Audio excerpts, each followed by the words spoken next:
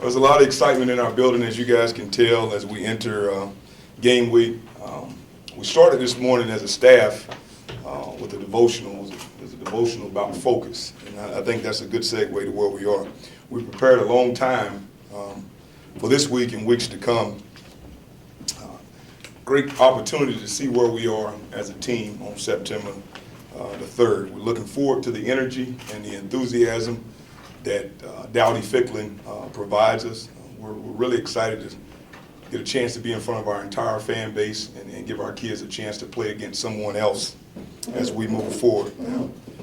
Coach Spear has a good football team at Western Carolina. We've been able to watch them for a while now offensively. They return 7 to 8 starters. And the scheme presents a few challenges for us defensively. One of the things that you see on tape is they use the scheme to benefit their players, and a lot of people wouldn't understand exactly what I mean. They do a good job in the zone read scheme, not only the zone read scheme, but triple option. Present some problems from fly motion, some of the things that they do. They have a quarterback battle going on right now between Wes and Tyree, but it's a good quarterback battle. A lot of people are always fearful when battles come down, when you're trying to figure out who your quarterback is going to be, but both of those quarterbacks are capable. The challenge that it presents is because they are different at their position. Also, running back number 21, every stadium that he shows up into on Saturday afternoons, he plays well. He's a hard tackle. He's quick. Not only is he quick, but he's a guy that if he gets out 2 to 3 yards in front of you, he can take it a distance. If you don't believe that, you can ask some of the big-time opponents that they've faced. Number 85 is a kid that will take you from a safety standpoint and put you in a lot of positions in different situations because he is going to be their fly motion guy. Really talented individual.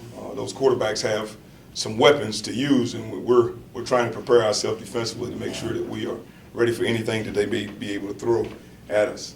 But a guy that's not talked about a lot in their offense is the adjuster, or the tight end, number 15. He's going to line up in multiple positions in the run game. He also can quickly transition into the pass game to give you some difficulties in coverage. So he is also a big-time part of their offense and his position flexibility. Defensively, I got a tremendous amount of respect for Coach Landry. He brings a different amount of pedigree to their defensive side of the ball. Anybody that knows where he's been in big-time situations in the SEC and the ACC. He's been mentored by some big-time football coaches and coached in some big-time situations. We think we know what they're going to do, but there's always the concern of the unknown. The best thing about that for our offense is that our offense has been facing a defense, us, that has played multiple fronts from the beginning of camp all the way to now, whether it's been a 4-down scheme, 3-down scheme, bear, all those things included. So our offense has had a chance to be around them. And then defensively, their linebackers, in my opinion, are the strongest part of their team. They do have some great cover guys, and number 26, Trey, is a guy that's aggressive in coverage and will always be a guy that we have to know where he is on the field, and they're anchored by number 91. He has done a good job of making sure that defense is coming off the ball and also making sure that they get pressure on the quarterback. This team defensively is just looking at them from last year, has always played gap sound, but if you go back and look at some of the stuff that Coach did at Holmes, this team is a team that defensively is going to be a gap sound football team.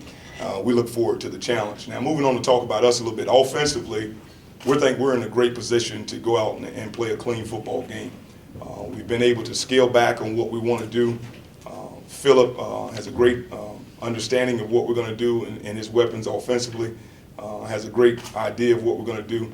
And our offensive front, we have worked really, really hard to become a better running football team. I think this has been a physical camp. A lot of people in camp don't tackle, don't go to the ground. A lot of people stay up. We've had multiple opportunities where we've had live situations, whether it be in the run game, whether it be in scrimmages, or whether it's 9-on-7 or 9-on-8. We've had a lot of opportunities to be physical, so we're looking forward to see the way our kids respond to the physicality over a 2, 3, 4-quarter game and overtime if it takes that. Defensively, our point of emphasis is communication. We have to communicate at the highest levels. I think that Coach Thompson and his staff have done a great job of making people understand that communication is key defensively. We've really worked hard on it. From an offensive, defense, and special team standpoint, what we've tried to do is keep the officials out a little bit more than probably some people will do. We will continue to have some officials at practice to make sure that we start the season clean, and we'll continue to have those guys so that it's not a shock for when we do get in games and officiating is concerned. To be able to just go ahead and you guys have already got the injury report and see who we have out. But in addition to those players on the injury report, our offensive tackle, Messiah Rice, and defensive end, DeMaje Bailey, will also not dress to comply with the one-game suspension as a result of an off-season rules violation. That is not something that just happened recently. That is something that we've known about and something that we've prepared for, and we are going to make sure that we do things the right way, whether in season, off season, or otherwise. And that is where we are as a group right now. At this time, if you have any questions, I'll be more than glad to take them. Can you talk about Sanda for a little bit, just because he seems like a guy that has seemingly moved pretty quickly up the chart? Yeah, Justin is extremely athletic. He has great understanding of our offense. He provides us some flexibility at his position because he can not only, pass block, pass protect, but he's great in the run game. He's also a guy that stays over here a lot trying to get as much teaching and coaching as he possibly can. We trust him. We know that he is prepared and ready for the opportunity, and we look forward to seeing him go out and compete on Saturday. Could you talk a little bit about the dismissal of Darius Commission? Okay. I think on Friday I made my stance clear on where we are at that situation. Right now, all I'll say is that we're gonna move forward as a team, and he's no longer a member of this team. So at that point, I don't think that I'd be doing the guys on our team any favors by speaking about people that are not a part of us anymore. I like to concentrate on the people that we're going to go into the stadium with on September the 3rd. This being game week, the butterflies kick in. When do they kick in for you? Is it any different feel for you this week being game week? I think they kicked in December the 13th. This is what we live for as coaches and as competitors. There's nothing like the focus that goes into trying to get yourself prepared for spring ball, and then trying to get yourself prepared for summer workouts, and then trying to get yourself prepared for fall camp. But there's nothing like this week. We had a great workout last night. I think everybody's mentality, of course, it goes into a little bit of an overdrive here because we're trying to make sure we're focused on every detail and not leave any leave unturned. And we're going to make sure every stone will be turned over as we move forward, because this is what we prepare for. You got to realize we prepare sometimes 35, 36 weeks of the year for the ability to go out and prepare and work for 14 weeks.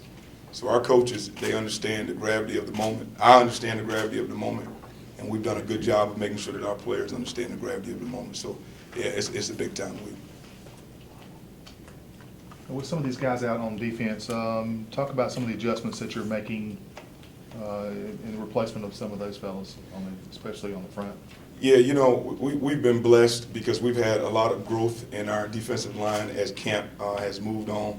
You'll see some younger players and I'm not giving them sugar by telling you that you're going to see them, but you'll see some Alex Turner. You see some of him. He's done a really, really good job for us.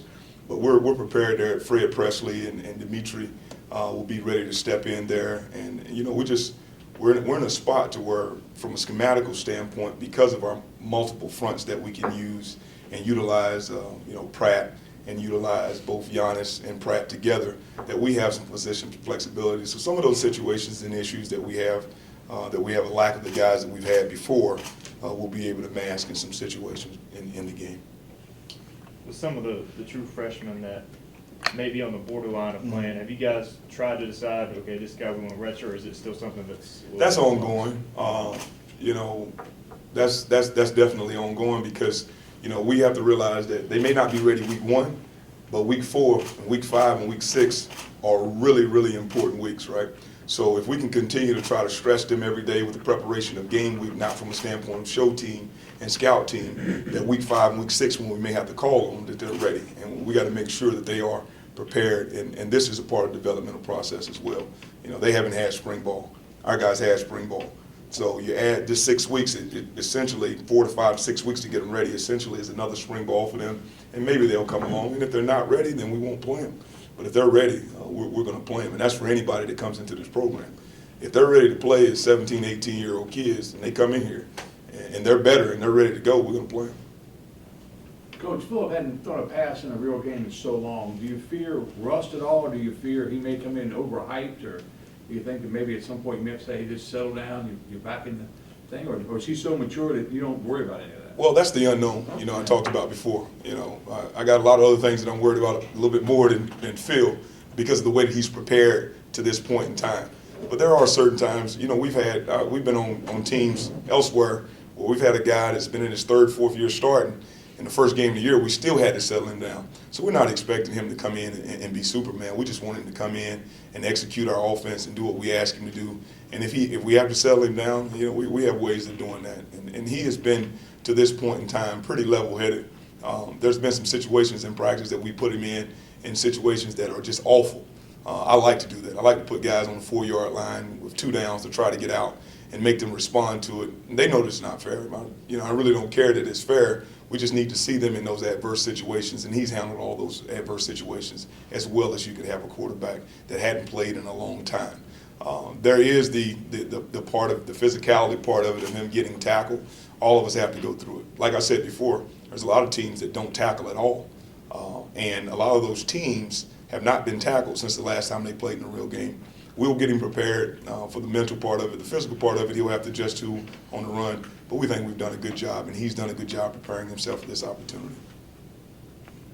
Did Will Dante make an immediate transition, basically, from his transfer? I mean, he is obviously is ready to start. So No, he didn't make an immediate transition. I think the one thing that he had to understand was verbiage and vernacular. That's kind of hard when you've been in a system, you know, for so long. As coaches, it's kind of easy because we're almost in different verbiages every 2 to 3 years, and it's easy to reset and get going again and learn from a schematical standpoint what we're trying to get coached. But for him, the verbiage and vernacular for a little bit of time was a little bit of a hurdle and an obstacle for him. Once he got that, physically he was pretty much ready to go, and you know, and then he had to gel with his teammates. There's just something about the offensive line that a lot of people think that it's all physical, but football is an emotional game too. So you have to understand that balance between the physical, mental, and emotional. And it took us a few weeks to get him there, but we're happy with where he is, and he still has a lot to prove, same as a lot of us. So he's going into his first game as a Pirate, and we're really happy to have him. We see Anthony embedded on the depth chart at running back, but ideally, what would you want that rotation for the running backs to be on Saturday? You know, going right back to what I said, there's an emotional factor to it, and my emotions connected to that. If I see a back that goes out there and it can't be tackled, and they can't get a hand on him, guess what? He's going to get the most carries. However, you know, you want the ball to be spread around because we want the ball in a healthy and a person that is you know, is, how do I say it? The most agile person for the time, the most physical person for the time. So it's just different levels of concern and where we are on the field. I mean, there's some red zone things, there's some midfield things, there's some backed up things. So the game will have its own personality, and we'll let that work out in the game. But I can tell you this, if a guy wants to take over a football game, I'm not going to stand in his way. Coach, what have you seen from your seniors? Are these guys vocal leaders? Have you seen them from Zay and JT and guys like that? I've seen it both ways. I've seen the vocal leadership, but what I'm proud about our seniors is they're really trying to walk they're trying to walk the walk and not just talk the talk. And when I say that, we're not giving it lip service when we want to be the best people that we possibly can be. And they're pushing our team, and they're leading our team. The accountability groups on our team, they don't stand you know, for the things that you may think that some people stand for. When we get out on the field, it's all football. When we're away from the field, they understand that it's about people and loving and caring and taking care of people. So we're really happy about them. But they've led, you know, I've seen Zay in some verbal altercations on the field. I've seen JT in verbal altercations. Of course, you know, Phillip, he leads our offense, and then defensively, Amos, he's not afraid to, you know, crack the whip on our entire defense. So, you know, we've seen it both ways, but I'm just impressed with the way they lead on and off the field. Coach, with this being your first game week as a head coach, do you feel like you have your routine pretty figured out, or are you still working on all that? No, I don't have a routine figured out yet. I wish I was, that good, but no, every 20 to 30 minutes, it's a new part of the routine that adds into it. If I could close everybody out, I got a great routine. I got a routine that I put together 5 years ago, the first time I become a head coach. But unfortunately, that routine gets a curveball thrown in it every now and then. But what I'm learning is you can't swing it all curveballs. Some of them have to hit the glove. And that's just part of it right now. We're trying to figure out, the best way to make sure our team is ready, and then also that our fan base get what they deserve, make sure that our coaches get what they deserve so they're energized and ready to go. So it's easy for me to adjust. I like that routine to get tighter and tighter as the year goes on. It's good for me, my mentality. But right now, it's a learning process, to be quite honest with you. Have you allowed yourself to think about what you'll be feeling emotionally when you run out of that tunnel Saturday night? I have, but I have to do it when nobody's around because I don't want, my wife and kids to think that I'm nuts and crazy because I'm looking forward to it. I am. I'm not going to hide that at all. This is something that I dreamed about. Being here is something that, I could have never dreamed it'd be this good from a standpoint of having a fan culture in your first time running out with your football club. It's going to be special. I'm excited. I'm not going to hide that. Our guys know that I'm excited. My energy level this week is the same as it always is, but they know that there's just a certain level of excitement that's in me, and I hope that they feel that way because I want to make sure that we give them the best opportunity to go out and play well against Western Carolina.